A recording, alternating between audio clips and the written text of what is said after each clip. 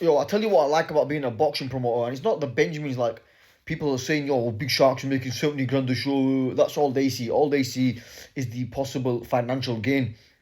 For myself, I'm just a promoter. I get away from the investors. Anyway, tell you what I like about being a boxing promoter. You know when you have young lads on the show that see you as the older brother that they never had. You know, maybe they've got bullied in school, maybe they had a bit of a hard time being accepted by society, maybe they've had trouble at home, and then they come to box on big hitters, they see myself and a few of the other lads like Hassan Zaid as older brothers that they never had.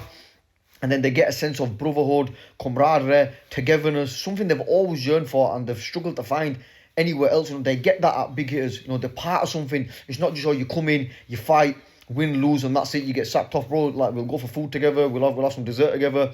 We'll chill together. We're in a group chat together. So they come and they have this sense of brotherhood that's been missing from their lives. And look, a lot of men out here suffer from, a lot of males suffer from loneliness, whether the young lads, whether the elders. They suffer from loneliness. They suffer from not having camaraderie and brotherhood and stuff like that. And when a man doesn't have that in his life, his head can go west. He becomes depressed, sad, anxious. So I love that. I love the fact that I've got young fighters on the show that see me as an older brother. And not listen, it don't just benefit the young lads. There's a lot of men who are older than me that box on the show, and they see me as, depending on the age, some might see me as a son, some might see me as a nephew, some might see me as like a younger brother, depending on how old they are. But when you come to box on big hitters, you realise, look, it's not just about take the Benjamins and bounce. I've asked anyone who knows me, anyone who truly knows me. I've never been a man who's been concerned with his sustenance, because I've always said my rizq is written. No one can give it to me. No one can take it from me. My rizq is predestined. I'm gonna get what's written for me. But I just want to work hard, and I just want to.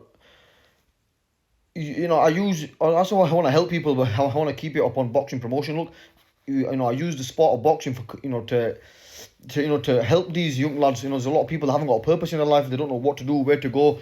Where to find some discipline from, where they've got no going for them, so the heads go west. So when they come to sign up the big hitters, that gives them a purpose, that gives them a drive, that gives them determination, that keeps their their mind sane, because they've got something to work towards. So alhamdulillah, man, we help a lot of people stay off the street. We help a lot of people stop their bad habits. We help a lot of people come out of depression. We help a lot of people, find a purpose to life again. So that's what's rewarding for me as a boxing promoter. The Benjamins are just shukr for for whatever comes.